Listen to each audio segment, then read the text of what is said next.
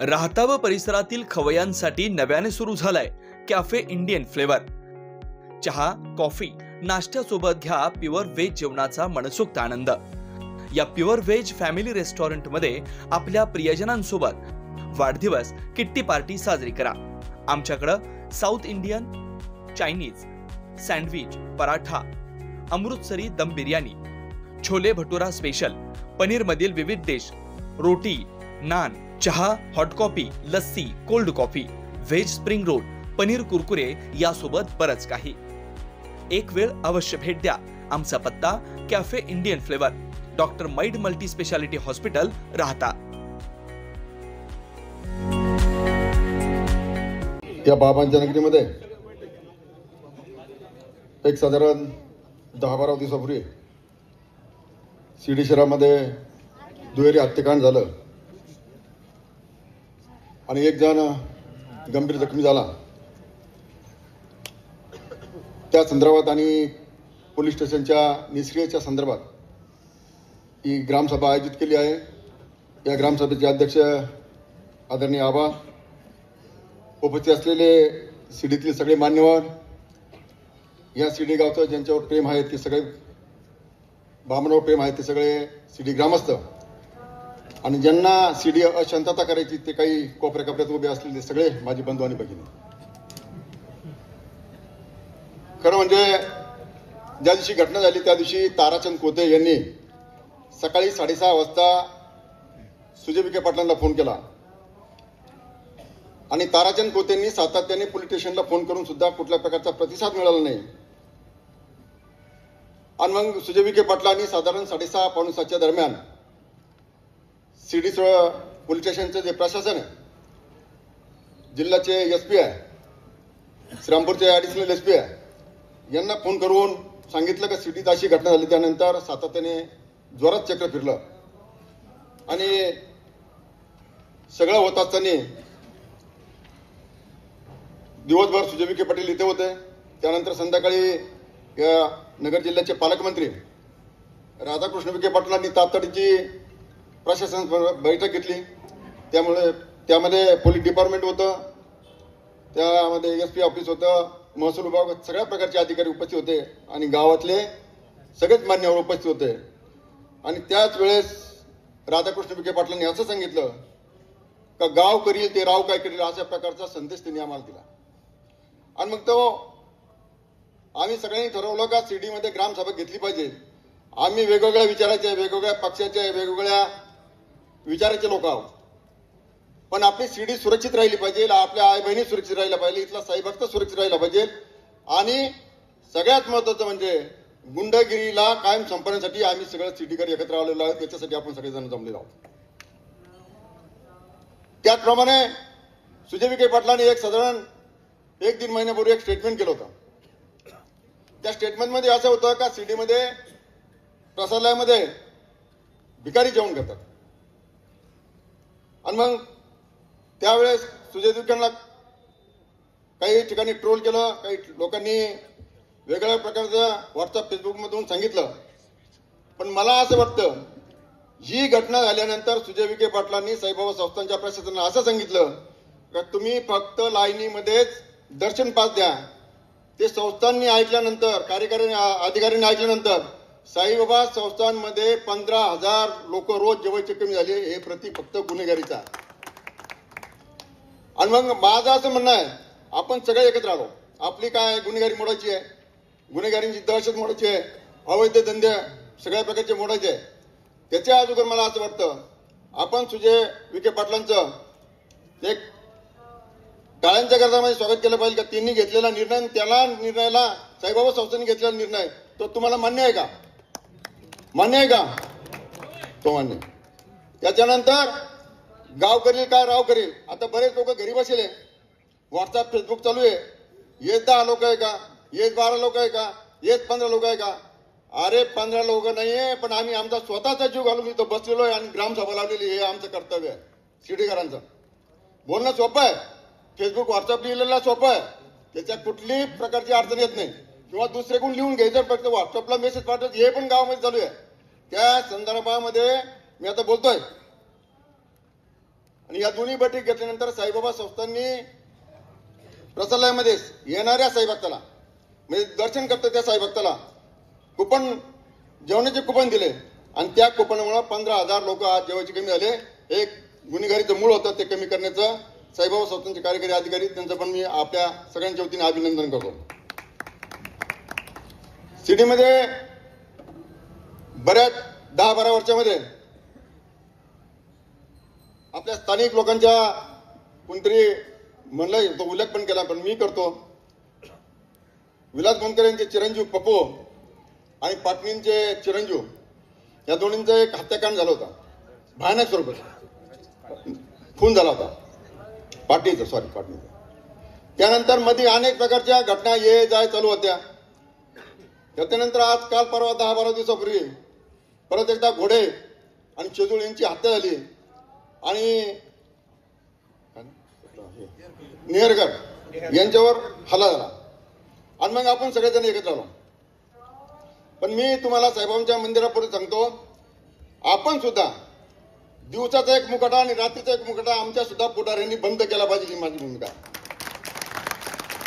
कारण बोलणं सोपं आहे. या बोलत असताना मला वाटतं आमची भूमिका इतकी ठाम पाहिजे का येणारा साईभक्त, येणारा इथला गावकरी, राहणारा इथला आया बहिणी, इथले मुलं, इथले बहिणी यांची सुरक्षा करण्याची जबाबदारी सगळी आपल्या गावकऱ्यांची आहे.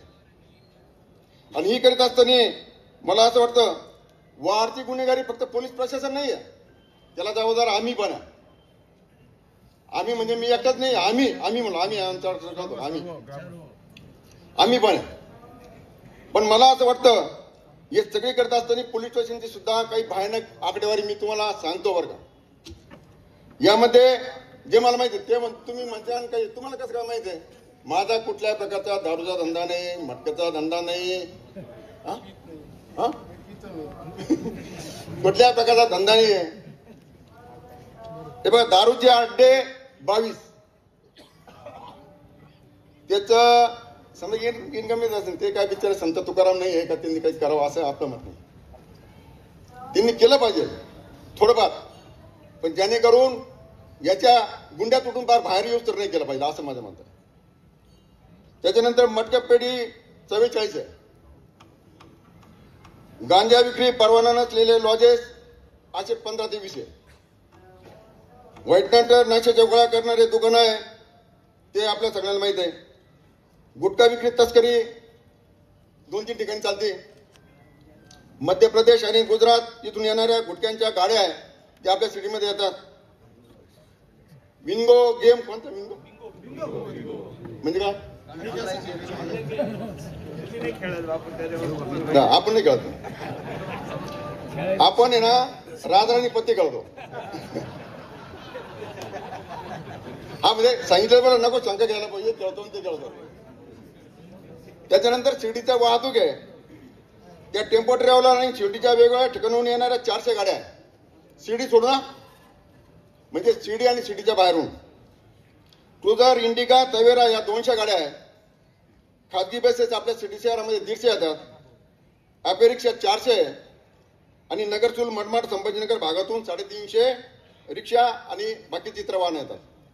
तर मला असं वाटतं आपण एक ग्रामसभेमध्ये ठराव केला पाहिजे, फक्त शिर्डी आणि राहता तालुक्यात लोकांना सिटीमध्ये व्यवस्था करून दिला पाहिजे, बाकीच्यांना बंद केला पाहिजे. त्या म्हणतात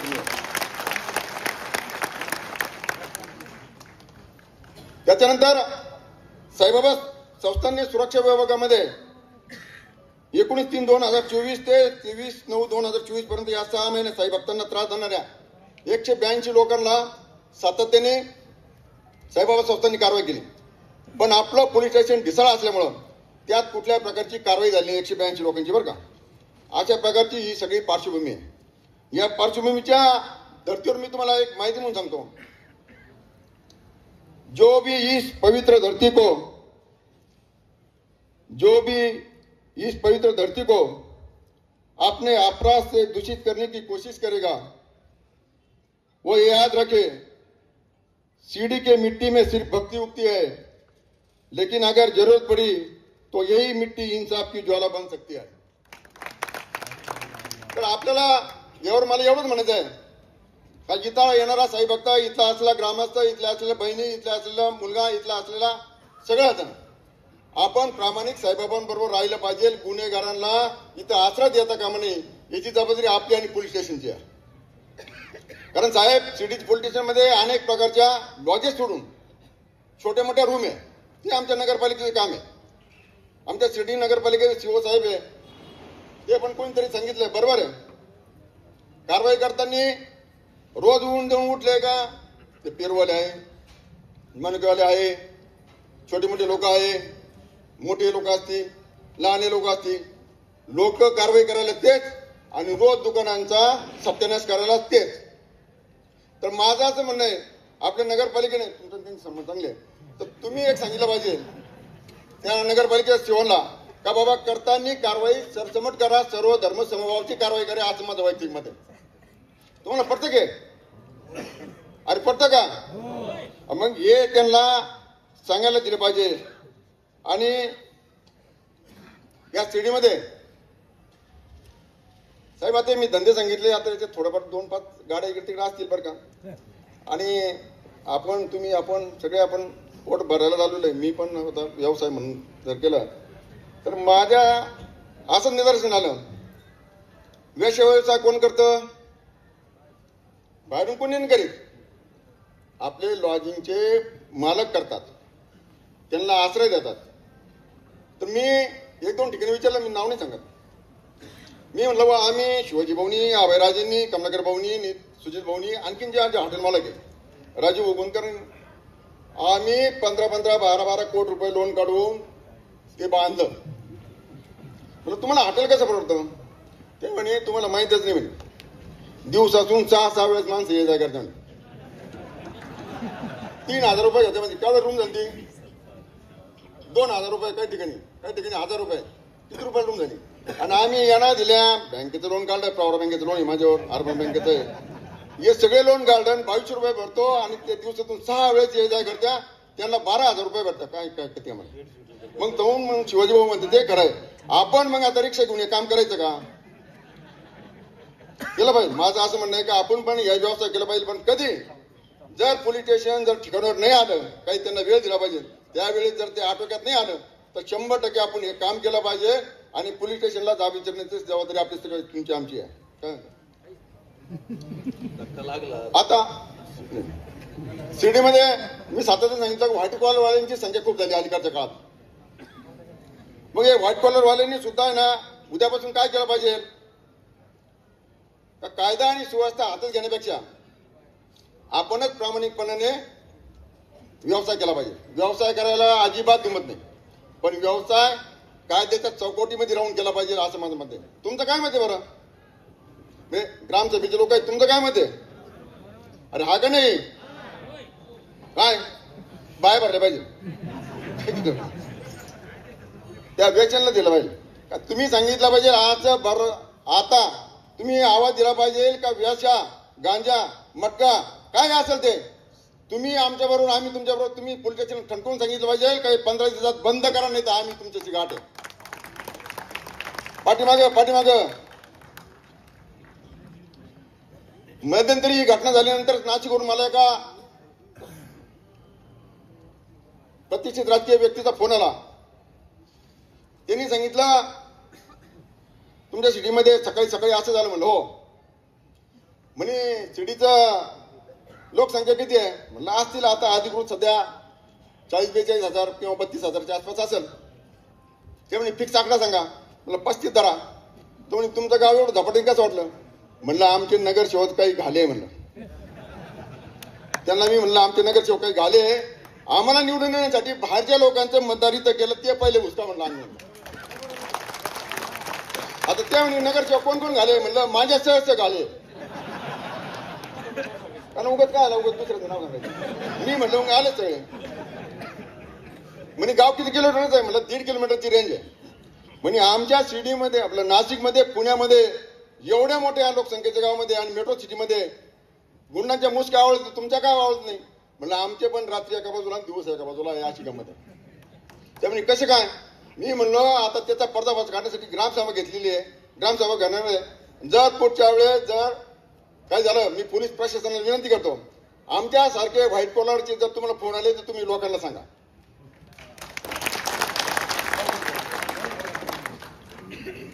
आणि मग अशा घटना घडत असतील का? मतदार येते ना, मग मी सांगितलं ना, मग मतदारांसाठी आमचे नगरसेवक म्हणलो मी, आमचे नगरसेवक एका वार्डामध्ये 500, 700, 1000 लोक बाहेरचे आहे. परभणी, नांदेड, जळगाव, जालना, कोल्हापूर, सोलापूर, काय अमरावती सगळीकडून. तर आता तुम्ही एक दिवस ग्रामसभेने विचारलं पाहिजे का बाबा तुम्हाला नगरसेवक होत असताना तुम्ही चांगलं काम करा, आम्ही तुम्हाला निवडून देऊ, बरोबर का? पण ही सगळी जे बोगस मतदान आहे ते बाहेर काढून दिलं पाहिजे का नाही? 100% काढून दिलं पाहिजे. याची जबाबदारी कोण आहे? आपले शिर्डी नगरपालिकेचे मुख्याधिकारी साहेब, प्रांत साहेब, तहसीलदार साहेब यांची जबाबदारी आहे. आणि 100% तुम्ही या मतदारसंघामध्ये माझे 15 दिवसात निर्णय घेतील. आपण नगरसेवक येते ते त्यांना मान्य आहे सगळ्यांना? नाही तर मी बोलायचं तुम्ही म्हणायचं तुम्ही काय जग मारली. नगरसेवक होणारे माझी बरंच रात्री म्हणायचे तुम्हाला कोणी जग मारा सांगितलं, तुमचं काय पोटात दुखत आपण विचारून घेतलं बरं.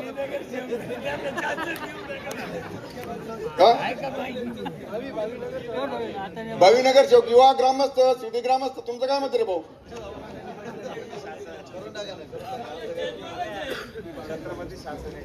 कोणी असू द्या, पण आपलं म्हणणं आहे शिर्डी शहराला चांगलं वळण लावण्यासाठी हे ज्या घटना आहेत त्या प्रत्येक थांबवल्या पाहिजे.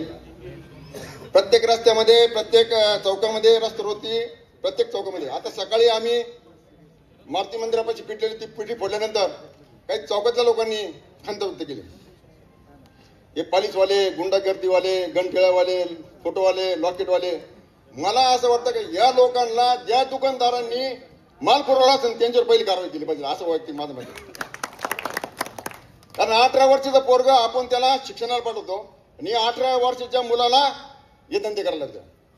त्याच्यामध्ये व्हायटर आहे ती कुत्ता गोळी, काय कुत्ता गोळी वाटतं साहेब, काय मला ते नवीनच ऐकायला कुत्ता गोळी काय, तिथे कुत्ता गोळी पुढे सापडून जातो. मग कुत्ता गोळी जर कोणाला माहीत असेल ते ठिकाण ते पण आपण पोलीस स्टेशनला सांगा. कुत्ता गोळी तिचं नाव कुत्ता गोळी. तर त्या गोळीचं नाव सुद्धा मला काल परवा माहीत झालं.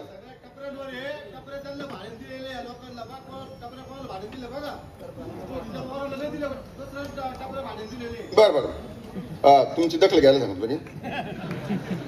आणि या सगळ्या भागामध्ये हे काम करत असताना मला एक सगळ्यांना नम्रपणे विनंती करायची आहे का शिर्डी श्रद्धेची भूमी आहे, गुन्हेगारीची नाही. इथं फक्त साईबाबांचा आशीर्वाद चालतो, गुन्हेगारांना आश्रय नाही. खबरदार, आली तुमची पाळी आली. जर भविष्यकाळात तुम्ही सुधारले नाही, मुकाट्याने चालते व्हा गुन्हेगारांनो, नाही तर शिर्डीचे करांचे दंडुके तुमच्या अंगावर पडतील, एवढं मी तुम्हाला या निमित्तानं सांगतो.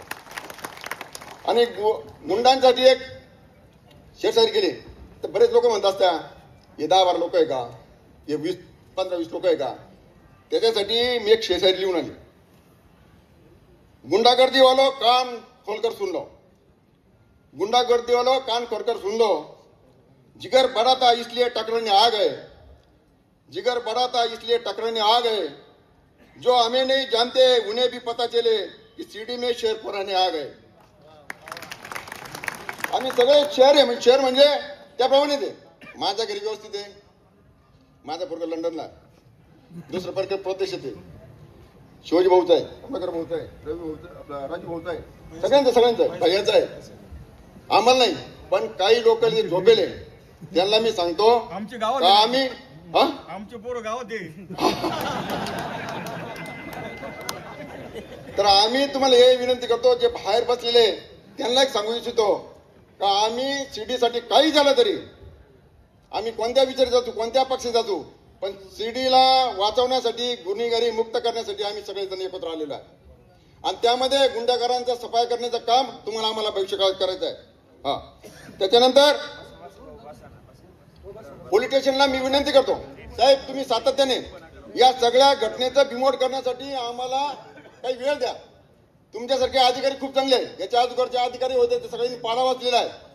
पण तुमचे कोण या सिस्टमला, या उपाययोजनेला कुठल्या प्रकारचं जर बिमोड झाला नाही तर त्यासाठी मी तुम्हाला एक नम्रपणे विनंती करतो का भविष्य काळामध्ये हे सगळे गुन्हेगारी अवैध धंदे हे सगळं थांबलं पाहिजे. आणि हे करीत असताना साई भक्त सुरक्षित राहायला पाहिजे, इथल्या आमच्या भगिनी सुरक्षित राहायला पाहिजे, इथला माणूस सुरक्षित राहायला पाहिजे, इथला सगळा व्यवसाय सुरक्षित राहायला पाहिजे. याची सगळी जबाबदारी कोणावर आहे? कोणावर? पोलीस स्टेशनला. मग त्या पोलीस स्टेशनला सुद्धा एक चर्चारी आहे, त्यांना सांगतो, खाकी वर्दी वाला सुनो, हमने तो अभी खेल खेला भी नहीं है, हमें तो अभी खेल खेला भी नहीं है. तुम पहले ही शोर मचा रहे हो, तुम पहले ही शोर मचा रहे हो.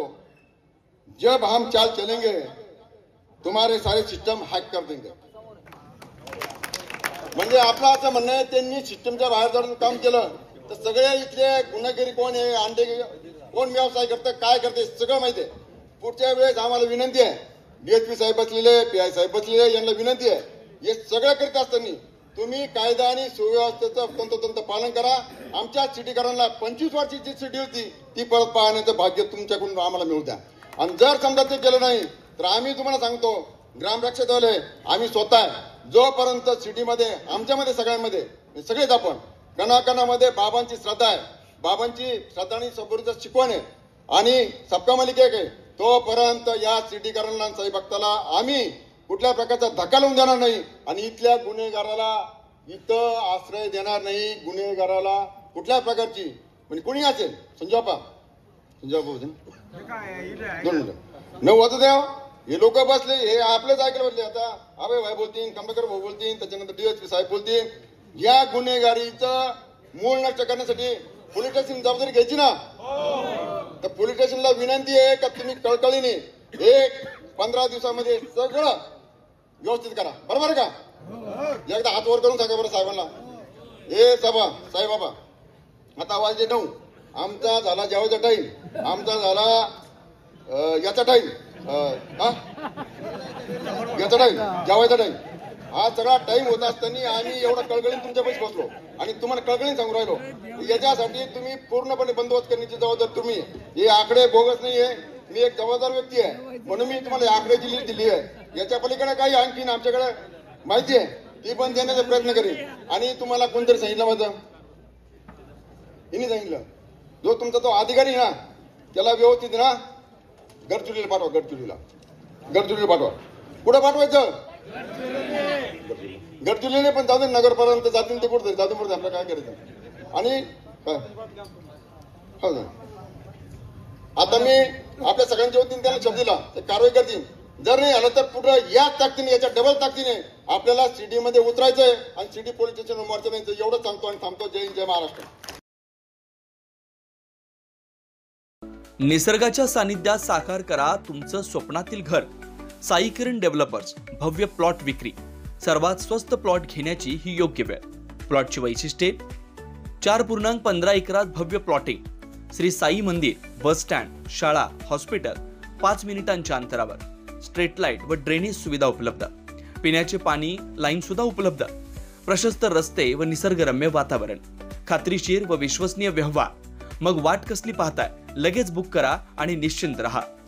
आमचा पत्ता: शिर्डी साकोरी शिव, काचमंदिर रोड, परिक्रमा मार्ग, साकोरी.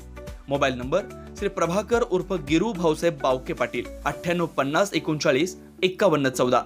श्री रमेश दादा शिरकांडे पाटील, 8010 22 12 13. श्री बबन दादा शिरकांडे पाटील, 99 22 36 38 95. श्री पांडुरंग तुपे, 98 81 32 64 64. श्री हर्षल बाळासाहेब बावके पाटील, 83 80 93 94 21. आपलं हक्काचं घर स्वतःच्या प्लॉटवर. साई किरण डेव्हलपर्स. स्वप्न तुमचे, संकल्पना आमची. आम्ही तुमच्यासाठी घेऊन आलोय मधुबन रेसिडेन्सीमध्ये 2 BHK लक्झरियस रो बंगलो व अमोल हाइट्स व्यावसायिक कमर्शियल कॉम्प्लेक्स. प्रचंड विकसित होत असलेल्या राहता हद्दीमध्ये कलेक्टर NA रो हाऊस. उपलब्ध सुविधा: प्रकल्पाच्या सर्व बाजूनी वॉल कंपाऊंड, 10,000 स्क्वेअर फुटांचे हिरवेगार गार्डन, कॉन्क्रीट रस्ते, street light, children play park, green gym, security cabin, underground drainage, underground MSCB line, market, school, bus stand 5 मिनिटांच्या अंतरावर. प्रत्येक रो बंगलोसाठी स्वतंत्र पार्किंग. प्रसाद डेव्हलपर्स, अनिल काका जोशी वाकडीकर, केदार जोशी वाकडीकर. थोडेच रो हाऊस शिल्लक. बुकिंगसाठी संपर्क 9970 07 0092 9823 235623. तुमच्या पसंतीचे परफेक्ट घर आम्ही शोधलंय मधुबन रेसिडेन्सीमध्ये. आपल्या स्वप्नातील घर साकारण्याची सुवर्ण संधी. साई सिद्धी डेव्हलपर्सचे 34 एकरात असलेले Shri Radhakrishna park. NA plot, residential, commercial. प्लॉटची वैशिष्ट्ये: शिर्डी साई मंदिर 5 किलोमीटर अंतरावर, नगर मनमाड हायवे रोड लगत, जिल्हा न्यायालयाजवळ. अंतर्गत 30, 40, 50 फुटी प्रशस्त रस्ते, कॉलेज, शाळा, हॉस्पिटल 2 मिनिटांच्या अंतरावर. सर्व प्लॉट वास्तुशास्त्रानुसार. लहान मुलांसाठी पार्क व गार्डन. प्लॉट लगत वृक्षारोपण. MACB लाईट व सोलर सिस्टम, स्ट्रीट लाईट, पिण्याच्या पाण्याची पाईपलाईन, ड्रेनेज लाईन सुविधा. प्रत्येक प्लॉटची स्वतंत्र खरेदी, स्वतंत्र उतारा, माफक दरात खात्रीशीर व विश्वसनीय व्यवहार. साईट पत्ता: नगर मनमाड हायवे, राहता, जिल्हा न्यायालयाजवळ, पिंपळस, तालुका राहता, जिल्हा अहमदनगर. श्री अरविंदप्पा कोते पाटील. 98 22 90 40 76, 91 30 30 19 91, 73 50 50 19 91. आजच बुक करा व आपलं स्वप्न पूर्ण करा. आपल्या आनंदाचा नवीन पत्ता: साई सिद्धी डेव्हलपरचे श्री राधाकृष्ण पार्क.